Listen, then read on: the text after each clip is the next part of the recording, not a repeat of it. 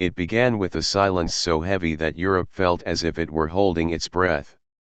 By the summer of 1940, an entire continent lay crushed beneath the boots of Adolf Hitler's armies. From Warsaw to Paris, German tanks had rolled forward with a speed and ferocity the world had never witnessed. Cities that once stood proud now lay in ruins, their governments collapsed, their armies scattered. Blitzkrieg, Hitler's terrifying new form of lightning warfare, had turned Europe into a map of surrendered nations. But there, across a narrow stretch of grey water, stood Britain, battered, isolated, and yet unbroken. And in Berlin, Hitler's eyes began to turn toward that island which refused to bow. Britain's survival at this moment seemed almost miraculous. France, once considered Europe's greatest land power, had fallen in barely 6 weeks. The Low Countries had collapsed in days. Norway and Denmark had been swallowed whole. Europe, a place of centuries-old kingdoms and empires, had been stunned into silence. The only voice that still spoke with defiance came from London, where Winston Churchill, the bulldog of British politics, stood before Parliament and declared that Britain would fight on, no matter the cost. His words, broadcast across oceans, carried a message Hitler could not ignore: Britain would not surrender. Hitler, however, believed that all nations eventually bowed to strength. After watching Europe crumble with astonishing ease, he expected Britain to come to the negotiating table. In his mind, conquest of the continent was nearly complete. An invasion of the British Isles was not something he urgently desired, nor something he had fully prepared for. Yet Churchill's refusal to even consider peace shattered Hitler's belief that Britain would simply accept German dominance. What shocked him more was Churchill's growing influence on the British public, who rallied behind their leader with surprising morale despite the devastating defeat of France. And so, reluctantly at first, Hitler began contemplating the unthinkable, an invasion of Great Britain. But conquering Britain would not be as simple as overrunning Belgium or France. Britain was protected not by fortresses or vast armies but by the English Channel, a natural moat of treacherous, unpredictable waters. Germany's military machine, while nearly invincible on land, was far less powerful at sea. The Royal Navy remained one of the strongest maritime forces in the world, and any attempt to cross the Channel risked catastrophic losses. Yet Hitler's generals, eager to maintain their momentum, encouraged him to consider the operation seriously. They believed that with enough planning and air superiority, even the Channel could be overcome. Thus was born Operation Sea Lion, Hitler's ambitious and ultimately doomed plan to invade Britain. But before any soldier could set foot on British soil, one thing had to happen: the Royal Air Force needed to be destroyed. Without control of the skies, the invasion fleet would be torn apart by British aircraft before it even reached the beaches. Hitler understood this clearly, and so he placed his faith in the Luftwaffe, which until this point had been a fearsome, almost unstoppable force. The Luftwaffe had dominated the skies over Poland, Norway, and France, and its pilots returned from battlefields with the confidence of warriors who had never truly been challenged. Germany believed that defeating the RAF would take only a matter of weeks. On paper, the Luftwaffe outnumbered Britain's air force in both planes and experienced pilots.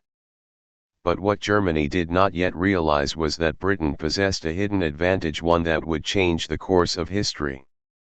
As German intelligence officers studied maps and weather patterns, as admirals sketched battle routes across the Channel, and as soldiers practiced amphibious landings on European beaches, the British prepared in silence for the storm they knew was coming.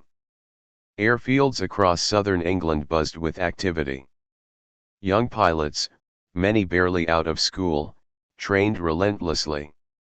Engineers repaired damaged runways, ground crews rearmed and refueled planes with astonishing speed, and radar stations kept watch over the skies 24 hours a day. Radar, the word itself, was unfamiliar to most Germans.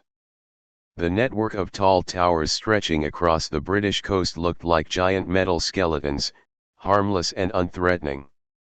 In reality, they were the eyes of Britain, able to detect incoming German aircraft long before they reached the coast. While the Luftwaffe relied heavily on visual sighting, the RAF could track enemy formations miles away, giving their fighters precious minutes to scramble into the air. This one advantage, invisible yet powerful, would soon prove to be the lifeline of an entire nation. Meanwhile, life in Britain transformed overnight. Families dug shelters in their backyards. Children were evacuated from cities. Blackout curtains covered every window after sunset, turning the night sky into a blanket of darkness. Londoners carried gas masks as casually as umbrellas, unsure of when the first bombs would fall. The entire nation seemed to exist in a strange limbo, waiting, watching, preparing. In Germany, the mood was very different. Hitler's generals believed that Britain's resistance was temporary. They predicted that after a few weeks of intense bombing, the RAF would collapse, allowing Operation Sea Lion to begin. German troops gathered along the French coast, assembling barges and landing craft. Tanks were modified for amphibious operations, soldiers trained to climb cliffs and storm beaches, and supply units were positioned for rapid deployment once a foothold was established on British soil. But beneath this confidence lay growing concern. Germany's navy had been severely weakened during the invasion of Norway, where it lost several major ships.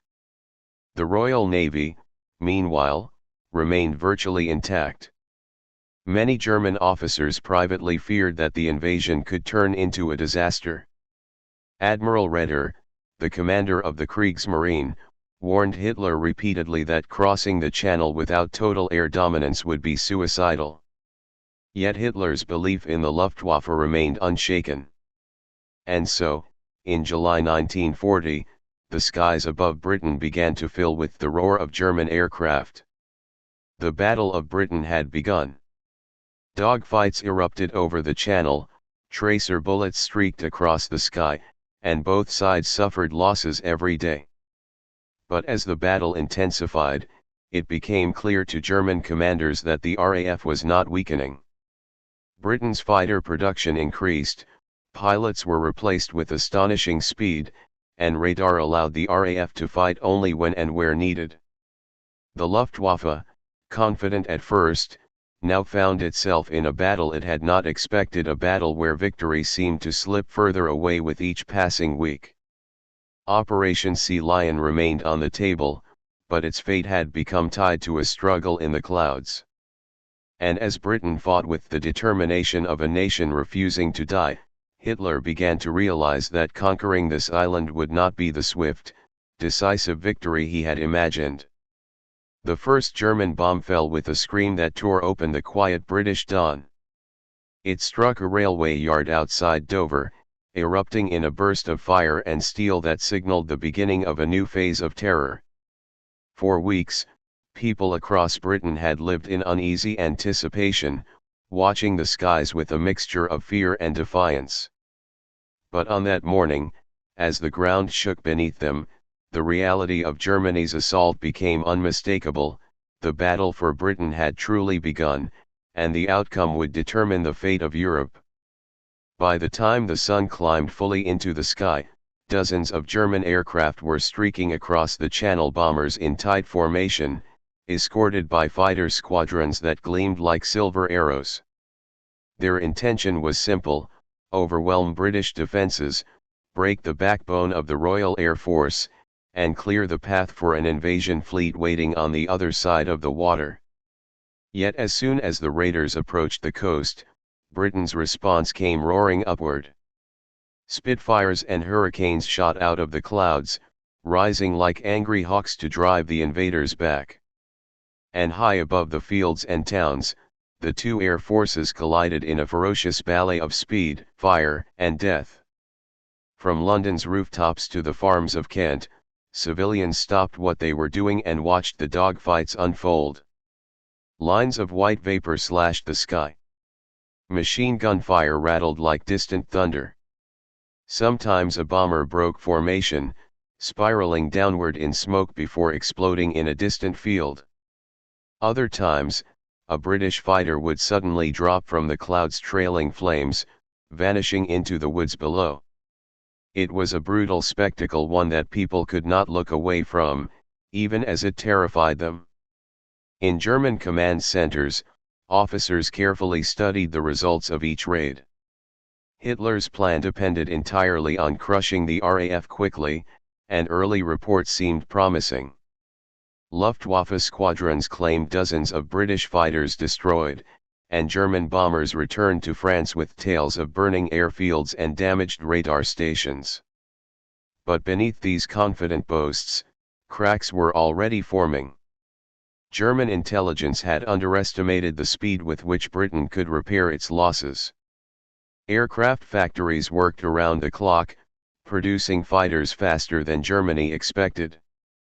Even more problematic was the resilience of British radar.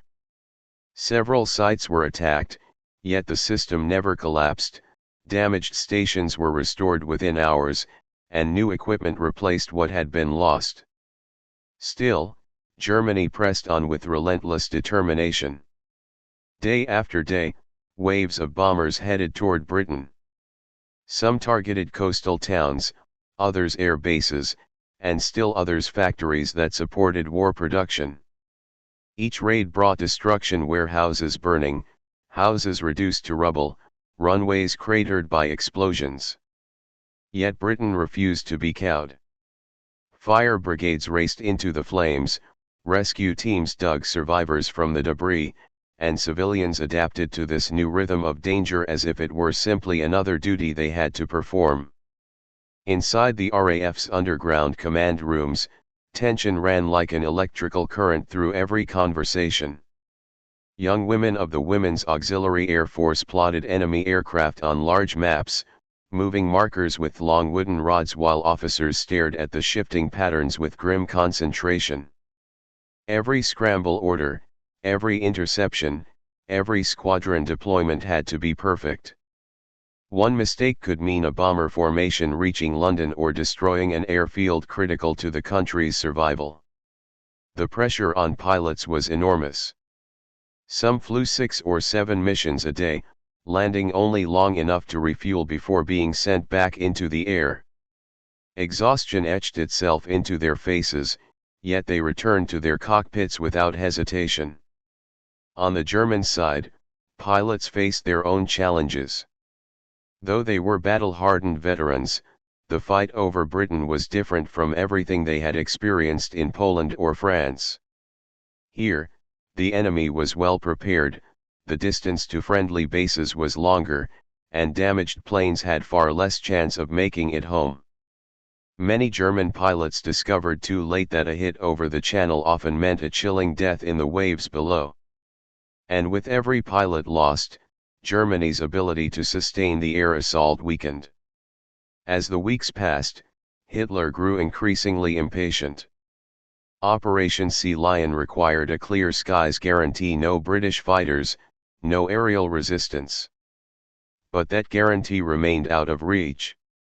The RAF, though battered, showed no signs of collapse. Churchill's speeches kept the nation's morale high, but it was the pilots, some still in their teens, who were carrying the weight of the nation's survival on their shoulders.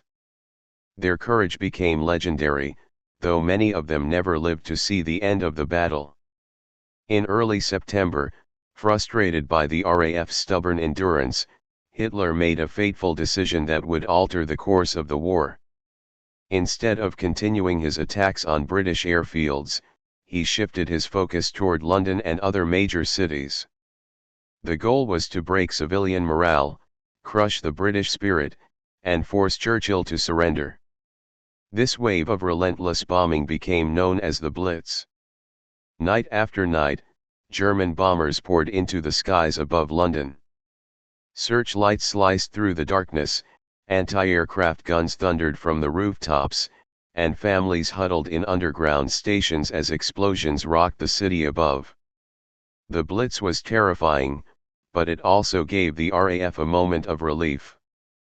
With German bombers now targeting cities instead of airfields, Britain's fighter bases had time to recover. Runways were repaired, aircraft inventories rebuilt, and exhausted pilots finally found a few hours of rest. What Hitler had intended as a decisive psychological blow instead became the RAF's salvation. The Luftwaffe, meanwhile, suffered increasing losses. Long flights at night, constant enemy fire, and mechanical failures strained German crews to their limits. By the middle of September, the situation had become grim for Germany. The RAF was not defeated. British fighters still took to the air with fierce determination, while German losses mounted at a pace the Luftwaffe could not sustain. The Royal Navy, still powerful and alert, waited in the Channel for any sign of an invasion fleet. Each passing day made Operation Sea Lion less feasible, less realistic, less survivable. Yet Hitler, stubborn and unwilling to admit failure, kept the invasion plans active on paper, at least. Troops continued to drill along the coast. Barges remained tied up in French ports. Commanders kept issuing revised timetables. But everyone involved understood the truth: unless the RAF was destroyed, Sea Lion would remain nothing more than an ambitious fantasy.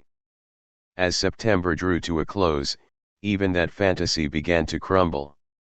Germany had thrown its best pilots, its most advanced aircraft, and its greatest effort into the battle, and Britain still stood, eyes raised defiantly to the sky. The Luftwaffe was exhausted, its strength fading. And in Berlin, Hitler faced a choice he had hoped to avoid: accept that the invasion was impossible, or plunge into a new conflict that would open another front. Operation Sea Lion now hung not by a thread, but by a memory of a possibility. And still, the skies above Britain thundered with the echo of a war that was far from over. The night the invasion fleet was supposed to launch, the French coast lay shrouded in a heavy fog that clung to the water like a warning. The barges, rows upon rows of them, were tied together at the docks, silent and still, as if waiting for an order that refused to come. Soldiers paced the shoreline, boots crunching against gravel, rifles slung over their shoulders. Some smoked quietly, others whispered about home, and a few stared out at the dark horizon where the faint glow of England was sometimes visible on clear nights. They had been told that one day soon, they would cross that narrow strip of sea and storm the British beaches. But as each day passed without the order to depart, uncertainty settled over the ranks like an unwelcome fog of its own. Germany's invasion force was massive on paper: infantry divisions, artillery units, engineers trained for amphibious landings, and armored vehicles modified with waterproof seals. But the entire operation relied on a fleet that looked impressive only from a distance. Up close, the flaws were obvious. Many of the barges were not designed for open sea travel; they were river vessels, shallow and unstable in rough waters. Navy officers walked past them with stern faces, knowing that a single storm could scatter these vessels like toys. And the English Channel, unpredictable by nature, was rarely calm for long. Inside German command headquarters, tension simmered beneath a polished surface of discipline. Maps were spread across long wooden tables. Several arrows marked the intended landing points: Folkestone, Dover, Hastings. Officers argued in low voices about tides, weather patterns, and the strength of British coastal defenses. Every factor seemed to work against them. Yet Hitler remained determined, at least outwardly. He insisted that the invasion could still succeed, even though the Luftwaffe had failed to achieve the decisive air superiority required. His generals exchanged uneasy glances whenever he spoke of victory. Many had begun to fear that their leader's confidence was evolving into something more dangerous, denial. Meanwhile, across the Channel, Britain monitored every movement along the occupied French coastline. Reconnaissance aircraft flew daily missions to photograph the invasion sites. Intelligence officers pinned new images to boards, analyzing how many barges had arrived, which units were stationed nearby, and how many tanks were being prepared for transport. Naval commanders studied these reports with sharp attention. They understood that even a partially damaged invasion fleet could still attempt a crossing. And so the Royal Navy remained on constant alert. Destroyers patrolled the Dover Strait, minesweepers cleared dangerous routes, and submarines lingered silently beneath the surface, ready to strike. As summer turned to autumn, the first major cracks within Operation Sea Lion began to widen. German supply officers struggled to keep up with the logistical demands of an invasion that required perfect timing and coordination. Barracks had been built in haste, food deliveries were inconsistent, and communication between Army, Air Force, and Navy units grew increasingly strained. Many officers privately admitted that Germany had never fully prepared for an amphibious assault. Their entire military strategy until now had been based on fast-moving ground attacks across land borders. Now they faced a challenge that demanded an entirely different set of skills, ones they had not yet mastered. But while Germany wrestled with preparations, Britain strengthened its defenses. Along the southern shoreline, anti-tank obstacles, barbed wire, pillboxes, and trenches appeared overnight. Civilians joined the Home Guard, armed with rifles, makeshift weapons, or sometimes nothing more than determination. Towns practiced air raid drills, coastal villages rehearsed emergency evacuations, and soldiers patrolled beaches that might soon become battlegrounds. Britain's leadership understood that even a failed invasion could result in heavy casualties, and they made sure that every inch of coastline was ready to resist. Yet, despite the rising danger, life in Britain refused to collapse into fear. Children played in parks during the hours when the skies were quiet. Couples gathered in pubs lit by candles because electricity was rationed. Newspapers printed updates about German movements but also included jokes, stories, and music reviews to keep spirits alive. The British people had endured bombing, shortages, and constant danger, but the idea of surrender never gained ground. Their resolve became as symbolic as any military victory. In Germany, morale was far less stable. Many soldiers stationed near the invasion ports complained about boredom and the lack of clarity. "When are we leaving?" became a common question. Officers never had an answer. Some days brought intense training, landing drills, obstacle practice, and night maneuvers. Other days brought nothing but waiting. The uncertainty wore on the men. Letters home reflected their growing frustration. Families responded with encouragement, yet everyone sensed that something was wrong. The turning point came not with a dramatic announcement but with a painfully slow realization.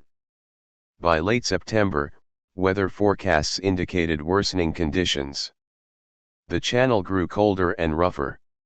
Storms swept in from the Atlantic. Each time a new forecast was delivered to Hitler's headquarters, the expressions of the meteorologists grew darker. The invasion window was closing rapidly. Still, Hitler did not cancel the operation. He postponed it. Then he postponed it again. Finally, in early October, though he refused to admit defeat, he shifted his attention toward a different ambition, an attack on the Soviet Union. Operation Sea Lion, once announced with such grand confidence, was quietly pushed aside. The invasion barges remained tied to the docks, useless symbols of a plan that had lost momentum. Soldiers stationed along the coast were gradually reassigned to other fronts. Some were sent to Eastern Europe, where a far more brutal war awaited them. Others were moved to defensive positions within France. On the British side, intelligence analysts noticed the sudden decline in German coastal activity. Reconnaissance photographs showed barges being moved inland and troops disappearing from their camps. At first, British leaders hesitated to believe it.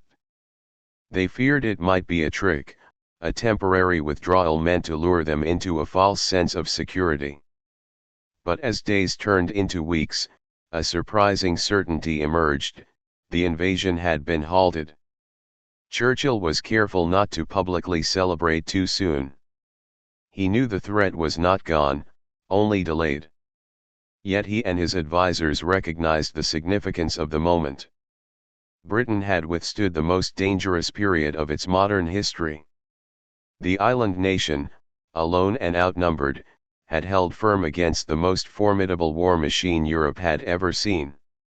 Back in Germany, Operation Sea Lion became a subject no one wanted to discuss. Officers avoided mentioning it in meetings. Propaganda efforts quietly shifted focus.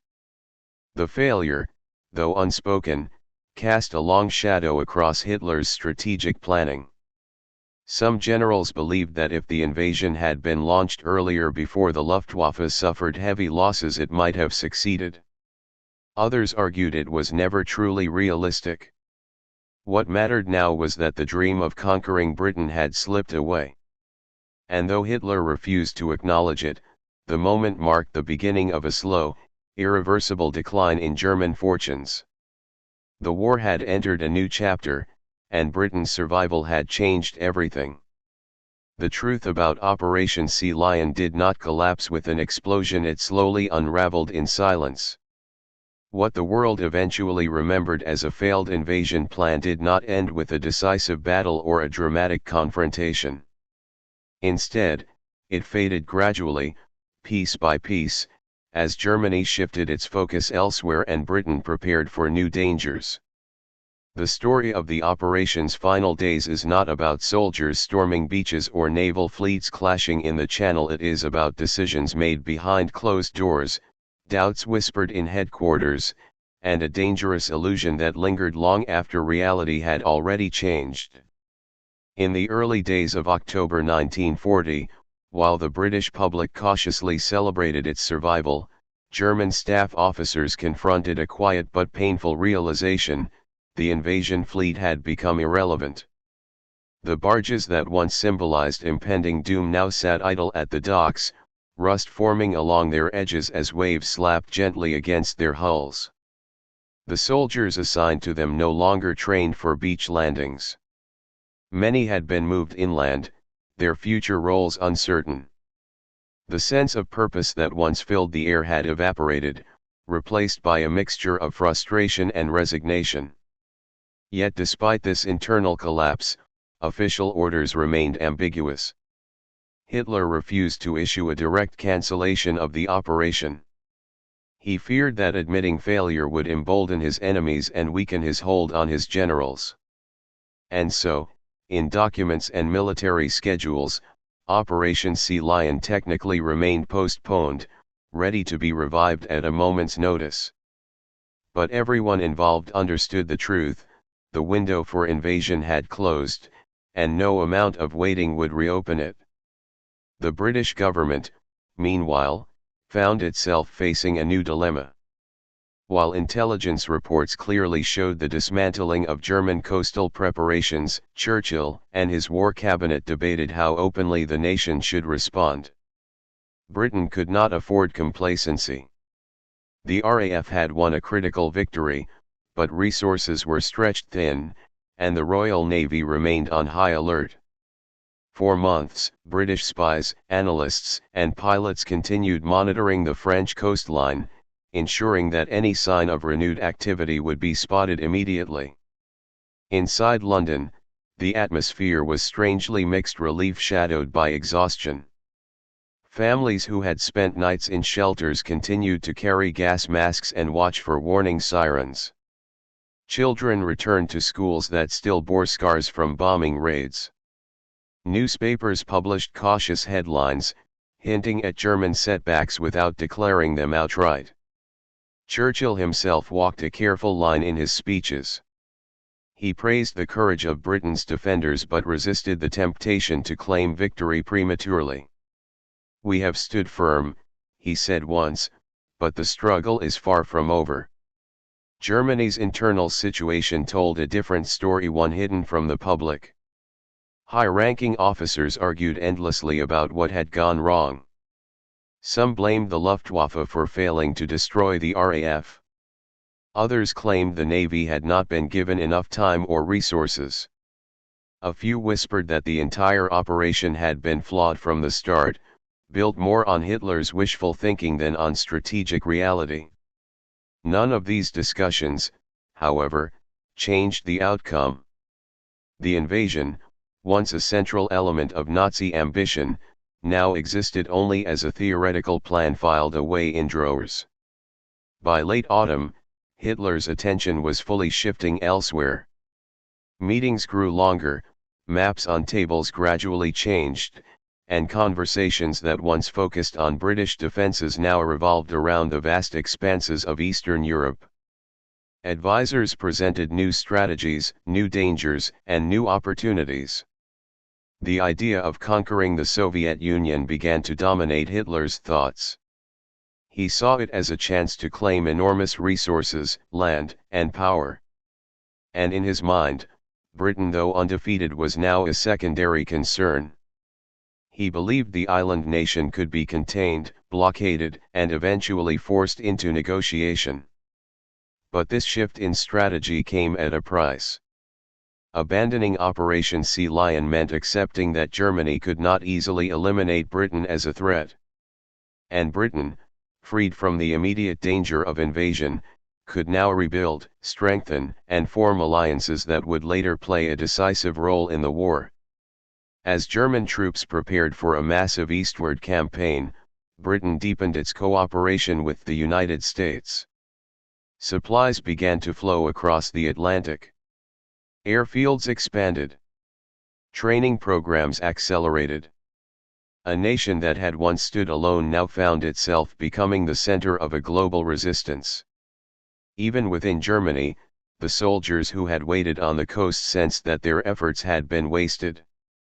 Some were relieved they had seen the unstable barges and feared what awaited them in the Channel. Others felt cheated, as if the chance to strike a decisive blow had slipped away through hesitation and miscalculation. Letters sent home captured this mood, disappointment mixed with confusion, pride mixed with bitterness. Meanwhile, Britain continued preparing for the possibility, however small, of a future invasion. Coastal defenses remained in place. Drills continued. Ammunition stockpiles grew. Commanders understood that even though Sea Lion had faded, Germany still possessed immense power. A new threat could emerge, perhaps through a different strategy or a more favorable timing. And so, Britain moved forward cautiously, never allowing the sense of danger to disappear completely. As winter set in, the narrative of Operation Sea Lion quietly transformed. What had once been a looming disaster became an opportunity for reflection. Military historians, intelligence officers, and leaders studied Germany's mistakes carefully. They examined how radar had altered the balance of power, how coordination between RAF squadrons had improved, how the British public had adapted to the demands of wartime life. In these lessons lay the foundations for future victories. On the German side, silence surrounded the subject. Propaganda broadcasts no longer mentioned the invasion. Newspapers wrote instead about German advances elsewhere. The Nazi regime preferred to rewrite the narrative rather than confront the truth. In their version, Sea Lion had simply been unnecessary, a plan that would have succeeded had Hitler chosen to execute it. But among officers and soldiers, the unspoken reality remained: Germany had faced a challenge it could not overcome. The final disappearance of the invasion fleet marked the symbolic end of the operation. Barges were reassigned or left to deteriorate. Equipment intended for beach assaults was redistributed. Uniforms designed for coastal landings were sent to storage. And the beaches of southern England, once expected to become battlegrounds, slipped back into a natural calm that concealed how close the nation had come to catastrophe. As spring approached, Operation Sea Lion lived on only in memory, an ambitious but flawed plan that revealed both the strength of Britain's defense and the limits of Germany's power. It became a reminder of a moment when the fate of an entire country rested not on land armies or naval forces but on courage, resilience, and the belief that freedom was worth fighting for. The story of the operation's failure did not end in dramatic surrender or fiery defeat. It ended in quiet acceptance, a slow acknowledgement that even a fierce and determined aggressor could be stopped. And though the war would continue for years, the events of 1940 proved something Britain needed desperately to believe: the island could stand, the skies could be defended, and the future was still theirs to fight for.